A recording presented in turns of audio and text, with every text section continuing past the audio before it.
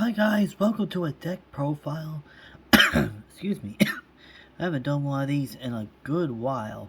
I think my last one was on the Egyptian God Danger deck. This one though is on a deck that I've recently gotten into, Dinomist. And if you don't know what Dinomist is, basically it's a pendulum deck that they work best at helping each other survive, stay on the field, get over your opponent's other monsters, etc. Anyways, we're going to dive into the deck profile today, and I'm going to show you what all is within my Dinomist deck. First off, we're going to start off with the main deck, where we have 1 Dinomist Ankylos, 2 Dinomist Stegosaurus, 2 Dominous Rex, 2 Dinomist Ceratops. Hold up, let me scoot these guys up. You know what? Let's... Oh, don't fall over, phone now. There we go, that's much better. Don't know why it's being difficult. 2 Dinomist Plesiosaurs. 3 Dinomist Bronchios. I'll show off the rest a little bit. Now, all Dinomists have either the scale of 3 or 6. There's no other scale that they work with. You try to find the right balance in between them. Like I said, all these guys, pendulum-wise, have the same effect. Where if another Dinomist card you control would be destroyed by battle or by opponent's card effect, destroy that card instead. Destroy this card instead. And some of them have, and while a few of them have, once while this card is in your pendulum zone, you can negate the activation of a card that targets another Dinomist monster you control, then destroy this card. The thing is, most people don't use just straight target effects anymore. They use wide board effects, but still, they all work in protecting each other. Now, each of these Dinomists do have a separate ability as far as their own. For example, Dinomist Ankylos banishes any monster destroyed by battle with a Dinomist monster. So, as long as he's on the field and your Dinomist just straight attack your opponent, it banishes the monster that they destroyed.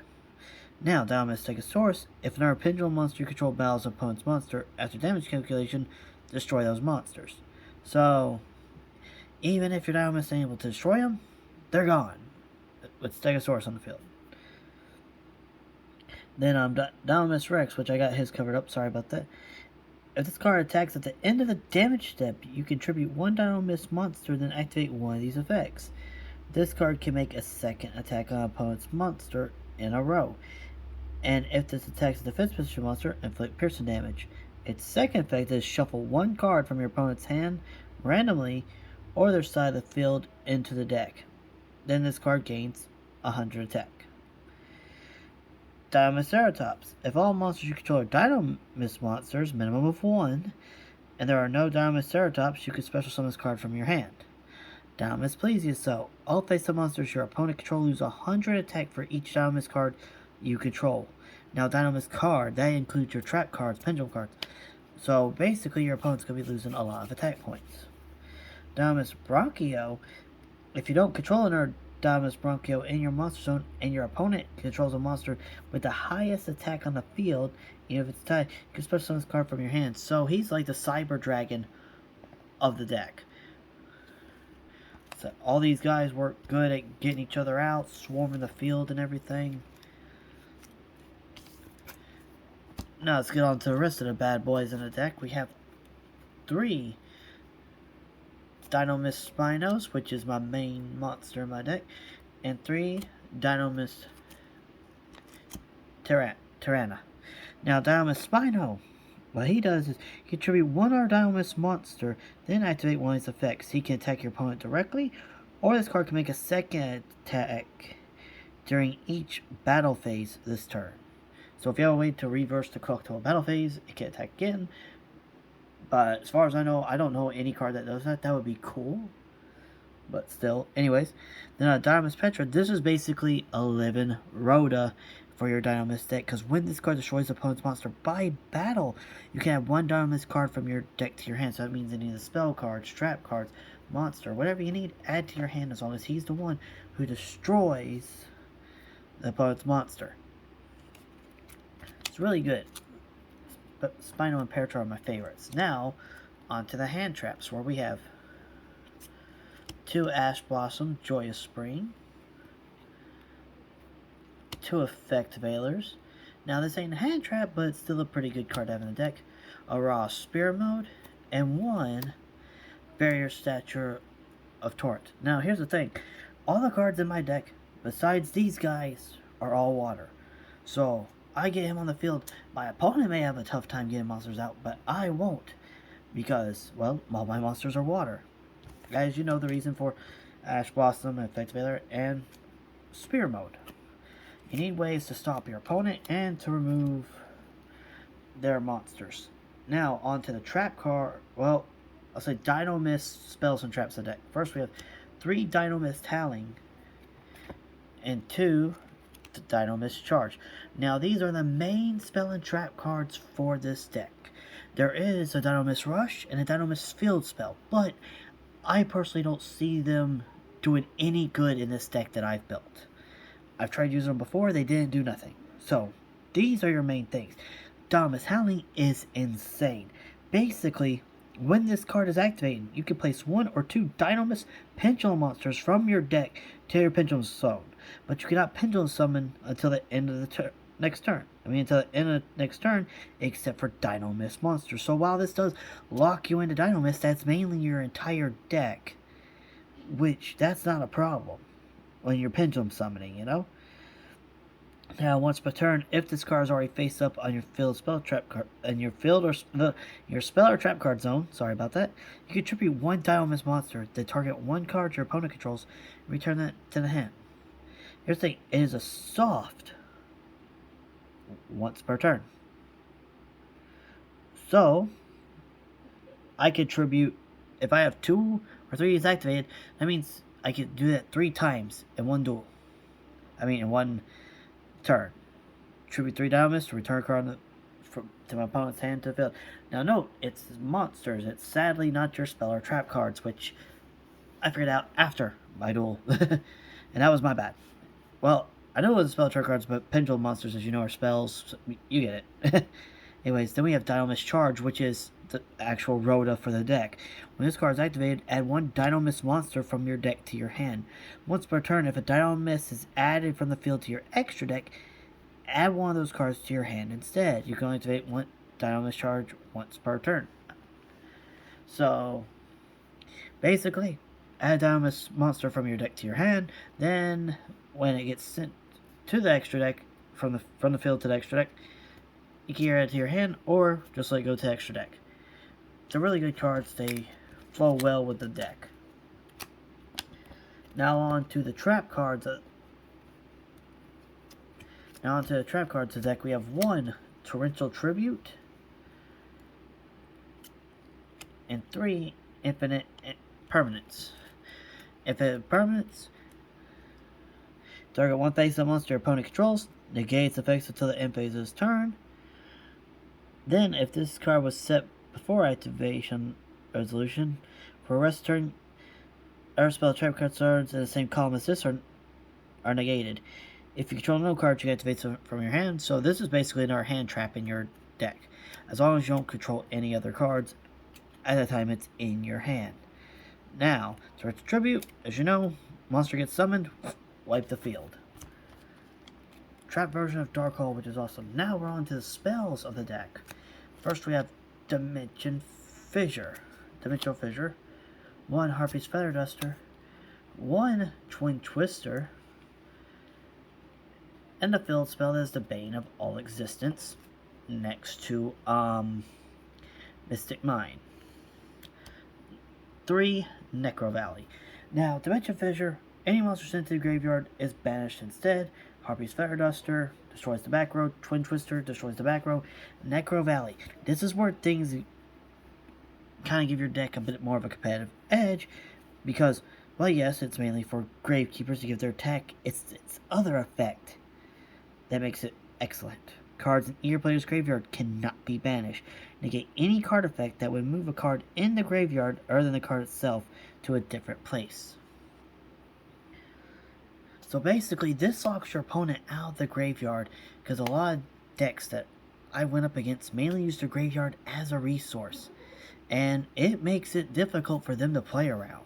they literally have to get rid of this first, waste resources to destroy Necro Valley before they can use their graveyard. So, this deck does help out. I mean, this field spell does help out the deck quite a lot. Now, on to the extra deck. Now, I'm going to be honest, when it comes to the extra deck, I don't use most of these cards, but the cards in here are made for when I do. My thing is, just when I get Dominous monsters out, it seems they do better on their own than when I would use my extra deck. But the cards I do have in my extra deck are cards that I would use if I choose to. And we're going to start off with all of the Link monsters. First we have Fort Genesis, 1 Nightmare Phoenix, 1 Barricade Blocker, 1 Airy the Water Charmer, and 1 Mr. Starboy. I'll just scoot him up a little bit. Now, Fort is a Machine Link monster that requires 2 Machine monsters.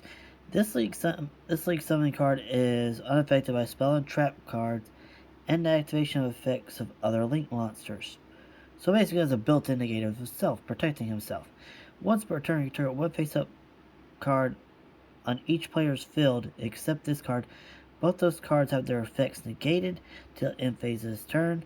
With 2 monsters are special summoned all at the same time to the zone that this card points to, you can add 1 level 5 or higher machine monster from your deck. So when I bring him out, I'd probably do it before I would pendulum summon or try to keep him out till the next turn. I would make sure some of my monsters so I can add another one from my deck to my hand. Plus, like I said, he's a negator. And it's really good to have a decent negate on the field. Can negate your opponent's monster. Nightmare Phoenix. Pretty sure we all know what Nightmare Phoenix does. We all have one of each, but still I'll let you know, if this card is Link Summon, you can discard 1 card, then target 1 spell or trap card your opponent controls, destroy it. When this card is co-linked, when this effect is activated, you can draw 1 card. So, if I have co-linked with any of these guys, you can draw an extra card along with destroy 1 of your opponent's card. Barricade Blocker. 2 monsters with different names, which ain't hard in any deck. If this card is Link Summon, you can discard 1 random card.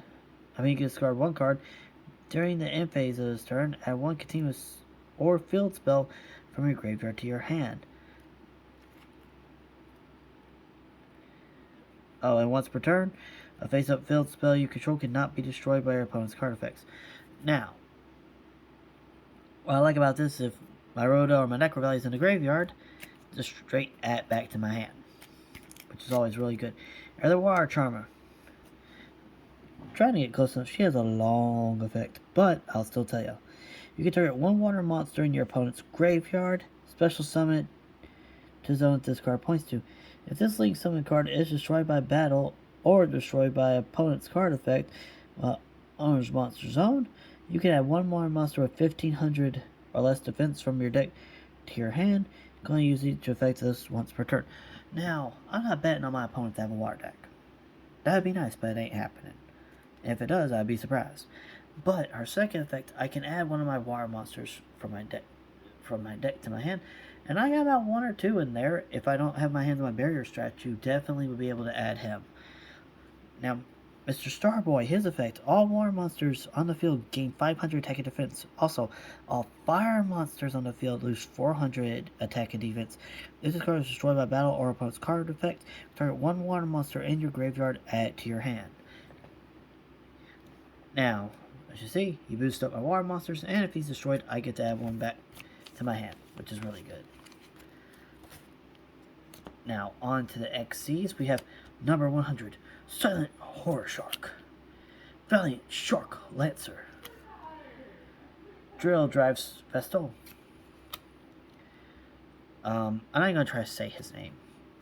Abyss Dweller, Divine Arsenal, Zeus Sky Thunder, 41 Barsky the Terrible Trempa, if I can say that right, Bahamut Shark, and number 14, Greed Salamate. Now, I read all these effects to y'all, but that would probably take up more of the video, and I'm pretty sure I'm starting to bore y'all by doing it. But, I will say this, basically, Silent Horror Shark is a relinquish of the deck. Takes your opponent's monster when you detach a material. Abyss Dweller. Touch 1 material. For this card, any card activated on field in your opponent's graveyard cannot be activated this turn. Zeus. We all know Zeus. He's able to be special summoned if XC monster you control has inflicted damage to your opponent. Summon him on top. He gains the materials of that monster. Bahamut Shark helps you get out their XC's monster, which I do not have one, but he's in there just because he's water-based, and water is awesome in this deck.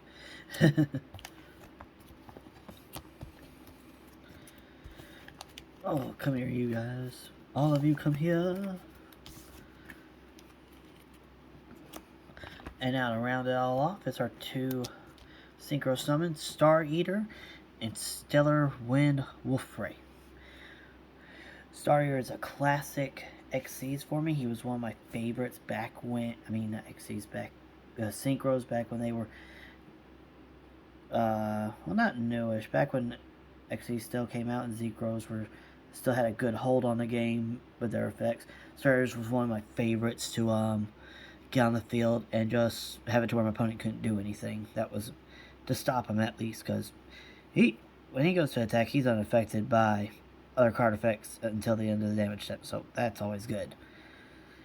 But Stellar Wind Wolf has a crazy effect that it gains 300 each time another monster effect is activated.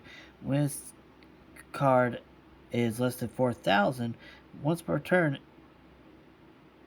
if this card attack is 4,000 or higher, quick effect, you can shuffle both this card and all monsters your opponent controls into the deck. So, if you somehow get him on the field and get him to 4,000, shuffle, shuffle, shuffle, shuffle. Pretty much resets the board. Alright guys, and that is it for the Dinomist deck. I hope y'all enjoyed this deck profile. If you did, you know what to do. Hit that like button and leave a comment down below on your ideas of this deck. I do have a side deck, but I don't feel like showing it off because the side deck changes more often than the main deck. Anyways, guys, thanks for watching. Bye!